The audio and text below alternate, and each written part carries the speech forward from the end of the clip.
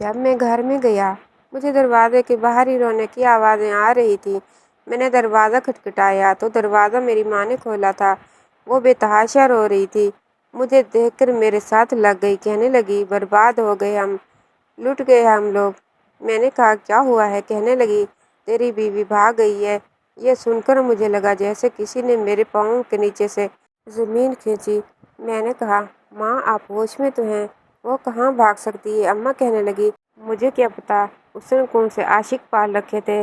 میں کہتی تھی کہ اتنی آزادی نہ دے، لیکن تو اسے میں کے چھوڑ آیا۔ ایک ہفتے بعد تمہارا باپ اسے واپس لے آیا تھا۔ تب سے ہی اس کے تیور مجھے اچھے نہیں لگ رہے تھے۔ ہر وقت ہی چھت پر چڑھی رہتی تھی۔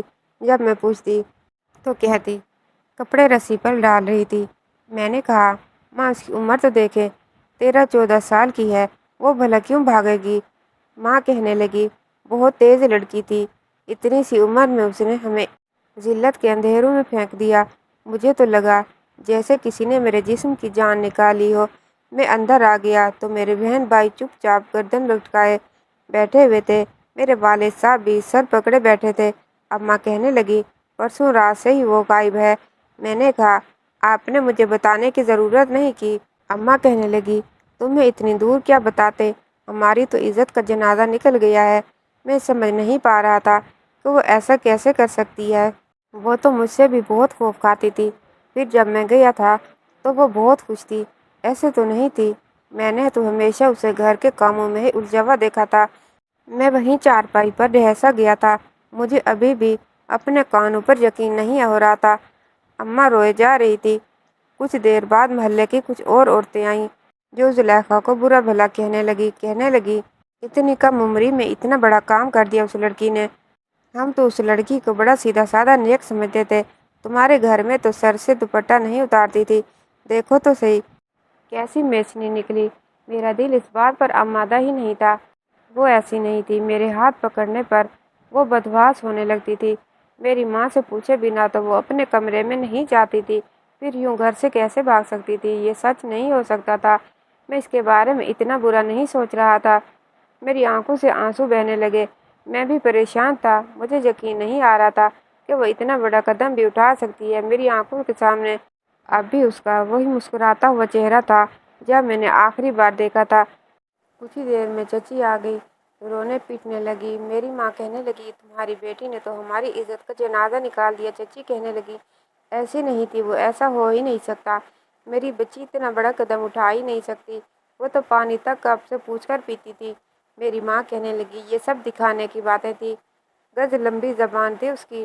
وہ تو میں ہی تھی کہ اپنی سمجھ کر اس کے عیب پر کبھی نظر ہی نہیں ڈالی۔ مجھ پر تو کوئی قیامت ٹوٹ گئی تھی۔ چھوٹی بات تو نہیں تھی، جو بھی آتا ہے 100 باتیں کر کے چلا جاتا ہے۔ میری چچی رو دھو کر واپس چلی گئی۔ 3 دن گزر گئے اور یہ 3 دن میں نے بڑی مشکل سے گزارے تھے۔ اس بات پر یقین نہیں کر رہا تھا۔ چوتھے دن گھر کے دروازے پر دستک ہوئی۔ رات کے 4 بجے کا ٹائم تھا، سب سو رہے تھے، بس میں جاگ رہا تھا اور صحن میں رکھی چارپائی پر ہی لیٹا ہوا تھا۔ دستک بڑی آہستہ سے ہوئی۔ میں نے اٹھ کر جیسے ہی دروازہ کھولا تو سامنے زلیخا کھڑی تھی۔ کالے رنگ کی چادر لپیٹ رکھی تھی، چہرے پر نیل کے نشان تھے، آنکھوں میں آنسو تھے۔ میں نے کہا کہاں گئی تھی تم؟ میرے پوچھنے پر وہ ڈگمگاتے قدموں سے اندر آئی اور وہیں گر کر بے ہوش ہو گئی۔ میں زلیخا زلیخا کہہ کر اسے جگانے لگا۔ میری بلند آواز سن کر میری والدہ اور بہن بھائی بھی باہر آ گئے۔ زلیخا کو یوں بے ہوش دیکھ کر پہلے تو سبھی حیران ہوئے، پھر میری ماں کہنے لگی آ گئی یہ منہ کالا کروا کر۔ میں نے اپنی بہن کو بولا ٹھنڈا پانی لے آؤ۔ میں نے ٹھنڈے پانی کے چھینٹے اس کے منہ پر مارنے شروع کیے، لیکن وہ بے سدھ لیٹی رہی۔ میں نے اسے اپنی گود میں بھرا اور اسے کمرے میں لے کر چلا گیا۔ میری اماں کہنے لگی اسے ہوش آ جائے تو طلاق دے کر گھر سے نکال دینا، ایسی لڑکی کو اپنے گھر پر نہیں رکھوں گی۔ میں نے کہا پہلے اسے ہوش میں تو آنے دیں، میں اسے پوچھوں گا کہ کیا ہوا تھا۔ میری بات سن کر میری اماں کہنے لگی پوچھنا کیا ہے رے؟ کیا تم اندھے ہو؟ تمہیں نظر نہیں آتا 4 دن اپنے عاشق کے ساتھ منہ کالا کروا کر آئی ہے؟ میں تو یہ سوچ رہی ہوں کہ اس کی یہاں پر دوبارہ آنے کی ہمت کیسے ہوئی۔ میرے ماں باپ غصے میں تھے۔ میرے والد بھی کہنے لگے ہم اس لڑکی کو اپنے گھر میں نہیں رکھیں گے۔ میں بہت پریشان تھا۔ میں نے کہا جب تک میں زلیخا سے حقیقت نہ جان لوں تب تک میں کچھ بھی نہیں کروں گا۔ میری ماں کہنے لگی، اے تجھ پر کون سا بھوت سوار ہے اس لڑکی کا؟ ارے کوئی شادی شدہ لڑکی ہو، بچوں کی ماں ہو، پھر بھی ایسی بدکاری پر مرد لعنت بھیجتا ہے، اور ایک تو ہے کہ اس کی جھوٹی کہانی سن کر اس پر بھروسہ کرے گا۔ میں نے کہا، اماں بات تو کرنی پڑے گی، کوئی گائے بھینس بکری نہیں ہے، میری بیوی ہے۔ میری ماں کہنے لگی، خبردار خبردار، اس بدکار کو ہمارے گھر میں رکھنے کے لیے کہا۔ تو میں نے کوئی جواب نہیں دیا اور اپنے کمرے میں چلا گیا۔ میری ماں باہر سے چلا چلا کر شور کر رہی تھی، اے بدبخت، اس کمرے میں کیا کرنے گیا ہے؟ ارے وہ تیرے قابل نہیں رہی۔ میں زلیخا کے پاس آ گیا، اس کے چہرے کی جانب دیکھا تو رنگت پیلی پڑ چکی تھی۔ میں اس کے پاس بیٹھ گیا، آنکھوں کے گرد گہرے حلقے پڑ چکے تھے، چہرے کی رونق بالکل ختم ہو چکی تھی۔ میں نے اس کے بال سہلانے شروع کیے، دھیرے سے کہا، زلیخا۔ میں نے دیکھا اس کے چہرے پر عجیب سی بے چینی تھی، وہ ہوش میں نہیں تھی، لیکن میرا ہاتھ پیچھے جھٹک دیا، کہنے لگی، میرے پاس مت آنا، خدا کے لیے میرے پاس مت آنا۔ وہ ڈر رہی تھی، خوف کھا رہی تھی، ایک دم سے جیسے اس کی آنکھ کھلی۔ اس نے تو کمرے کو دیکھا، پھر میری طرف دیکھا، ایک دم اٹھ کر بیٹھ گئی، کہنے لگی، یوسف مجھے بچا لو۔ وہ یہ کہہ کر رونے لگی۔ میں نے کہا، مجھے بتاؤ کیا ہوا ہے؟ اس سے پہلے کہ وہ کچھ کہتی، وہ گہری سوچ میں گم ہو گئی تھی۔ پھر خوف کے مارے میں سر ہلانے لگی، کہنے لگی، نہیں نہیں کچھ نہیں۔ یہ کہہ کر وہ دوبارہ سے بیڈ پر لیٹ کر رونے لگی۔ میں نے کہا، مجھے بتاؤ ہوا کیا ہے؟ وہ کہنے لگی، کچھ نہیں ہوا، کچھ نہیں۔ یہ کہہ کر رونے لگی۔ میں نے کہا، مجھے بتاؤ تم کہاں گئی تھی؟ وہ چپ ہو گئی، پھر کہنے لگی، میں کچھ نہیں بتا سکتی، کچھ بھی نہیں بتا سکتی۔ میں نے کہا، مجھے بتاؤ، میں بہت تکلیف میں ہوں، جو کچھ میں نے تمہارے بارے میں سنا ہے میں اس پر یقین نہیں کر سکتا، مجھے بتاؤ کیا جو اماں کہہ رہی ہیں وہ سچ ہے؟ وہ کہنے لگی، مجھے سونے دو، میں سونا چاہتی ہوں۔ یہ کہہ کر اس نے اپنی آنکھیں بند کر لیں اور بند آنکھوں سے آنسو نکل رہے تھے، تکیے پہ گر رہے تھے۔ میں نے اپنے ہاتھ سے اس کے آنسو صاف کیے۔ میں نے کہا، سو جاؤ۔ کچھ ہی دیر میں وہ سو چکی تھی، لیکن مجھے نیند نہیں آتی تھی۔ مجھے کیسے نیند آ سکتی تھی؟ میں تو اس کے لیے سرخ رنگ کا خوبصورت سا لباس لے کر آیا تھا، چوڑیاں لے کر آیا تھا، اور اس بار تو اس کے لیے میک اپ لے کر آیا تھا۔ بہت کچھ سوچ کر آیا تھا کہ ابا سے کہوں گا میری رخصتی کروا دے، کیونکہ میں 12 جماعتیں پڑھ چکا ہوں، چھوٹی موٹی نوکری بھی کر لوں گا اور ساتھ ہی تعلیم کا سلسلہ بھی جاری رکھوں گا۔ لیکن یہ نہیں جانتا تھا یہاں آتے ہی میرے سر پر قیامت ٹوٹ پڑے گی۔ زلیخا کو وہیں سوتا چھوڑ کر کمرے سے باہر آ گیا۔ باہر آ کر اپنی چارپائی پر لیٹ گیا، آسمان کی طرف دیکھنے لگا۔ اچانک میری آنکھ لگ گئی۔ صبح جب میں اٹھا تو شور کی آواز سن کر اٹھا تھا۔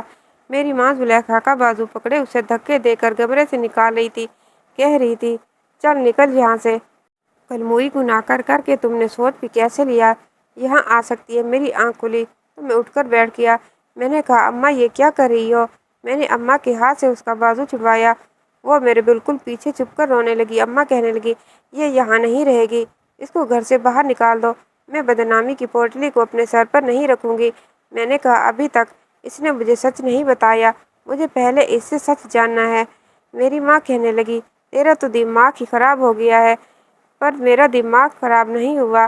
ارے 4 دن کے بعد یہ گھر واپس آئی ہے، اپنے عاشق کے ساتھ منہ کالا کروا کر۔ شور کی آواز سن کر محلے کی عورتیں بھی ہمارے گھر کے اندر آ گئی تھیں۔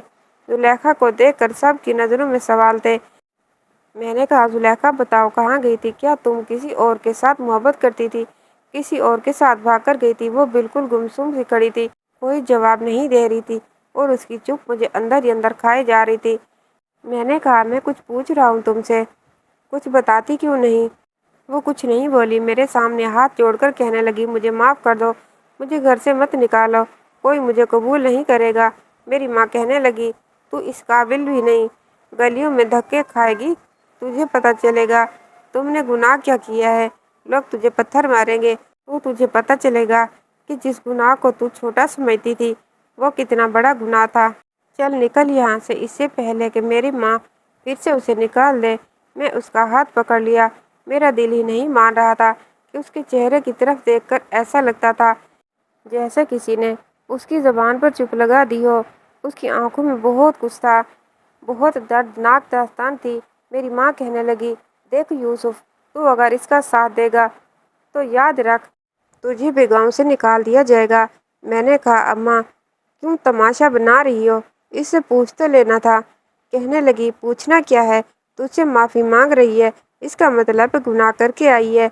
मैंने कहा, आप सबके सामने तो यही कहेंगी, लेकिन इस वक्त यहाँ के चौधरी साहब और सरपंच भी हमारे घर पहुँच गए थे। आधा गांव हमारे घर के सहन में बैठा था। जुलेखा की जिंदगी और किस्मत का फैसला करने के लिए सरपंच कहने लगा, ऐसी बदकार लड़की को अपने गांव में नहीं रखेंगे। अपने बेटे को बोलो तलाक दे, फिर इसका मुंह काला करके इस गांव से हमेशा के लिए निकाल देंगे। मैं चुपचाप खड़ा तमाशा देख रहा था। जुलेखा एक कोने में खड़ी रो रही थी। उससे किसी ने कुछ भी नहीं पूछा। बस मेरी माँ कहने लगी, ये रात को गायब हो गई थी, 4 दिन बाद आई है। हमने दवाई पिलाकर इसे चेक भी करवाया है, ये बदकार हो चुकी है। ये सुनकर सरपंच ने फैसला सुना दिया। मैंने कहा, ये कैसा कानून है, कैसी अंधेर नगरी है। अदालत में भी मुजरिम से एक बार पूछा जाता है कि वो अपनी सफाई में कुछ कहना चाहे तो कह सकता है। आपने कुछ नहीं पूछा। मेरी बात सुनकर कहने लगा, मियाँ ठंडे होकर बैठो। तुम्हें तो ये सुनते ही अपनी बीवी के मुंह पर थूक देना चाहिए था, और तू है कि इसकी तरफदारी कर रहा है। मैंने कहा, एक बार जुलेखा से पूछें इसके साथ हुआ क्या था। कहने लगे, ऐसा नहीं होता। कभी मुजरिम ने भी ये कहा है कि वो चोर है, इस लड़की को तलाक दो। मैंने कहा, नहीं दूंगा। मेरी बात सुनकर सब हैरान थे। सरपंच कहने लगा, जानता है ना, अगर तू इसे तलाक नहीं देगा तो तुम्हें भी गांव से निकाल दिया जाएगा। मैंने कहा, ठीक है, मंजूर है। ये सुनकर सबसे ज्यादा हैरत मेरी माँ को हुई थी। जुलेखा भी टुकर टुकर मुझे देख रही थी, जैसे उसे अपने कानों पर यकीन न हो। सबके सामने मैंने जुलेखा का हाथ पकड़ा और उसे लेकर अपने घर से बाहर निकल गया। जुलेखा कहने लगी, मेरी खातिर क्यों अपनी ज़िंदगी बर्बाद कर रहे हो? मैंने कोई जवाब नहीं दिया। कहने लगी, मुझे छोड़ दो, मैं तुम्हारे काबिल नहीं रही। मैं उसे लेकर बस अड्डे तक आया। कुछ पैसे मेरी जेब में थे। मैंने शहर की 2 टिकटें लीं और उसे अपने साथ बस में बिठाकर शहर की तरफ रवाना हो गया। कुछ नहीं था मेरे पास, ना घर, ना कोई नौकरी। जिस दौर की मैं बात कर रहा हूँ, उस दौर में 14 जमात पढ़ लेना भी बहुत बड़ी बात समझी जाती थी। लेकिन 12वीं के पेपर मैंने दिए थे, अभी उसका नतीजा नहीं निकला था। मैंने शहर पहुंचते ही अपने एक दोस्त से रब्ता किया जो शहर में रहता था।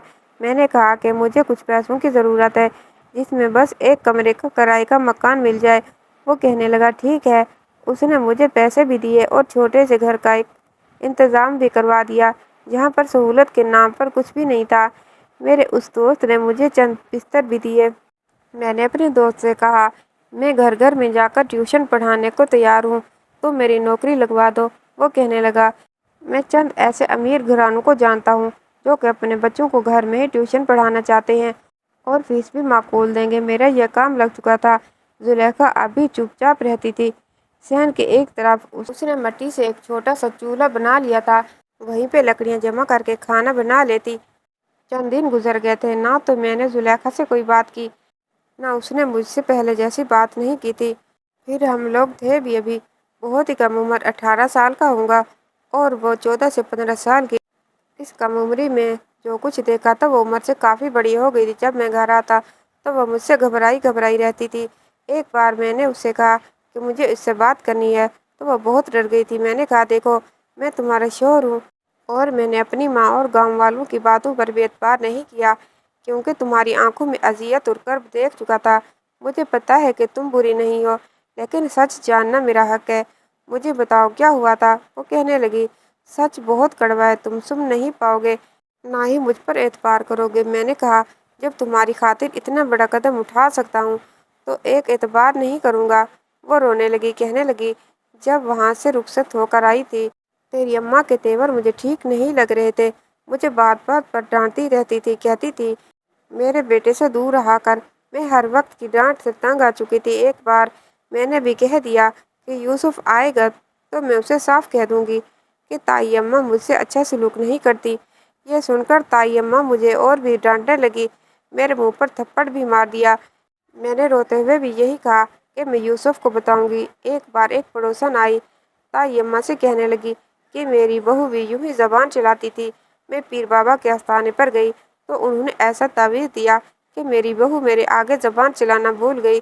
मुझे उन बातों पर यकीन नहीं था। ताई अम्मा को شاید یقین تھا اس لیے پڑوسن کے ساتھ چلی گئی۔ اگلی بار کہنے لگی تیار رہے، پیر صاحب کے آستانے پر جانا ہے۔ میں نے انکار کیا تو کہنے لگی کہ اگر تو سیدھی طرح سے ساتھ نہیں جائے گی تو میں تجھے گھسیٹتے ہوئے لے جاؤں گی۔ ان کے غصے کو دیکھ کر میں چلی گئی۔ میرا ویسے بھی ان باتوں پر یقین نہیں تھا، اس لیے میں نے سوچا کہ کیا کروا لیں گی مجھ پر۔ جب میں وہاں گئی تو جب اس پیر نے مجھے دیکھا تو دیکھتا ہی رہ گیا۔ پھر کہنے لگا تیری بہو تیرے لیے بدشگن ہے، تیرے بیٹے کو تجھ سے چھین لے گی۔ اس لڑکی کا حسن اس کم عمری میں تو اس کے ہوش اڑا دیتا ہے، تو پھر کچھ اور بڑی ہوگی تو تیرا بیٹا اس کا ہو جائے گا۔ وہ کہنے لگی پھر کیا کرنا چاہیے؟ وہ پیر کہنے لگا اسے 3-4 دن میرے پاس چھوڑ جا، میں اس کا منہ بند کر دوں گا، کبھی زندگی میں منہ نہیں کھولے گی۔ اور پھر تو اس پر بدکاری کا الزام لگا کے اسے گھر سے نکال دینا، کیونکہ اس لڑکی کے کالے سائے تیرا گھر برباد کر دیں گے، تجھے کہیں کا نہیں چھوڑیں گے۔ وہ کہنے لگی، میں رونے لگی، کہنے لگی تائی اماں میں آج کے بعد آپ کے سامنے زبان نہیں چلاؤں گی، لیکن مجھے کسی پیر کے آستانے میں نہیں رہنا۔ تائی اماں نے کچھ نہیں بولا، مجھے واپس گھر لے آئی اور پھر اس رات 12 بجے مجھے اٹھایا، کہنے لگی میرے ساتھ چل۔ میں نے کہا مجھے کہیں نہیں جانا، تو میرے منہ پر پٹی باندھ دی، میرے دونوں ہاتھ پیچھے کی جانب باندھ دیے اور مجھے زبردستی اپنے ساتھ لے گئی۔ باقی سب سو رہے تھے۔ مجھے لے جا کر پیر بابا کے آستانے میں چھوڑ دیا۔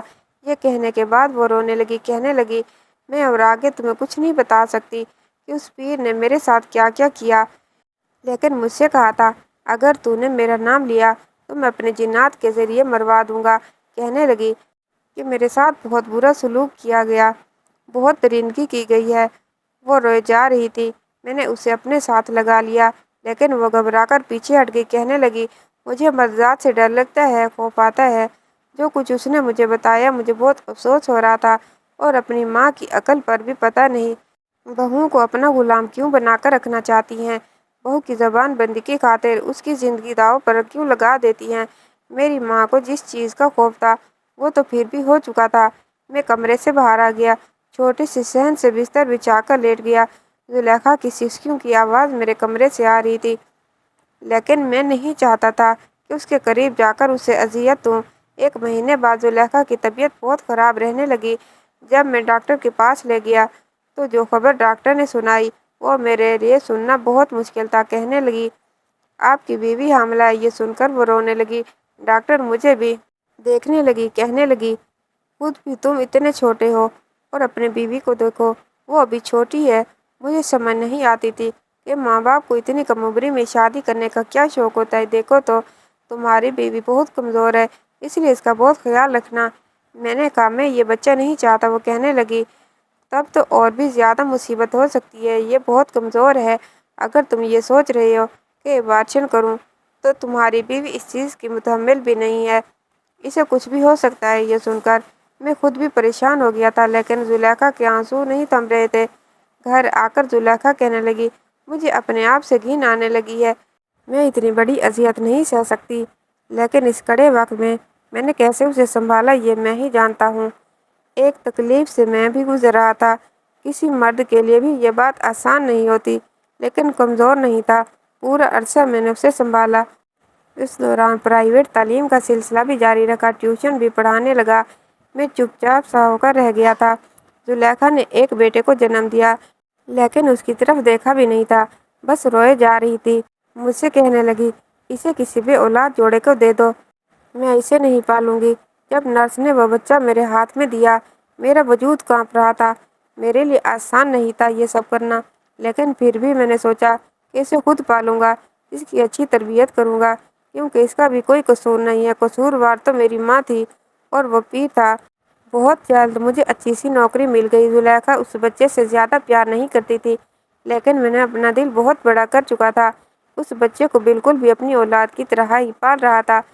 پھر مجھے گاؤں سے یہ خبر ملی کہ میری ماں بہت بیمار ہے، مجھ سے ملنا چاہتی ہے۔ میں زلیخا کو لے کر وہاں چلا گیا۔ میری ماں بہت بیمار تھی، میرے سامنے ہاتھ جوڑ رہی تھی، کہنے لگی میں نے بہت برا کیا، میں نے زلیخا کے ساتھ بہت برا کیا، اس لیے دیکھو اللہ نے مجھے بستر سے لگا دیا۔ زلیخا بھی رونے لگی۔ میری ماں نے اپنے جرم کا اعتراف میرے سامنے کر لیا تھا۔ زلیخا کو لائی بھی اس لیے تھی تاکہ اپنی نوکرانی بنا کے رکھے۔ پھر یہ خبر ملی کہ پیر کو پولیس پکڑ کر لے گئی۔ کیونکہ اس نے کئی لڑکیوں کی زندگیاں برباد کی تھی۔ گاؤں والوں کو بھی عقل آ گئی کہ پیر سچے نہیں ہوتے، جھوٹے ہوتے ہیں۔ میں نے اپنی ماں کا علاج کروایا، کچھ ہی مہینے میں وہ ٹھیک ہو گئی تھی، لیکن میں گاؤں واپس نہیں گیا تھا، اپنی رہائش شہر میں ہی رکھی تھی۔ کسی کو یہ بھی نہیں بتایا کہ وہ بچہ کس کا تھا اور کس کا نہیں، یہاں تک کہ اپنی ماں کو بھی نہیں۔ زلیخا میری بہت عزت کرتی تھی، مجھ سے محبت بھی کرتی تھی۔ میرے 2 بیٹے اور بھی ہیں۔ جیسے زلیخا اپنے بچوں سے پیار کرتی ہے، اس بچے سے نہیں کرتی۔ کہتا ہوں کہ پرانی باتیں بھول جاؤ تو کہتی ہے تمہارے جیسا ظرف نہیں رکھتی۔ میں اسے چاہ کر بھی وہ پیار نہیں دے سکتی، شاید یہ اس کے اختیار میں نہیں تھا، لیکن میرا بڑا بیٹا مجھ سے بہت مانوس ہے، اس لیے اپنی ماں سے زیادہ میری بات مانتا ہے اور میری زیادہ عزت کرتا ہے۔ میں اسے حافظ قرآن بنا رہا ہوں۔ میں چاہتا ہوں وہ ایک نیک مسلمان اور اچھا شہری بنے۔ ایک اچھا مسلمان ہونے کے ناطے یہ میرا فرض ہے۔ آپ کا کیا خیال ہے؟ کہانی کیسی لگی کمنٹ باکس میں رائے کا اظہار کیجیے گا اور کہانی کو لائک، اور اگر چینل پر نئے ہیں تو چینل کو سبسکرائب کیجیے گا۔ انشاءاللہ تعالی اگلی کہانی کے ساتھ حاضر ہوں گے، تب تک کے لیے اللہ حافظ۔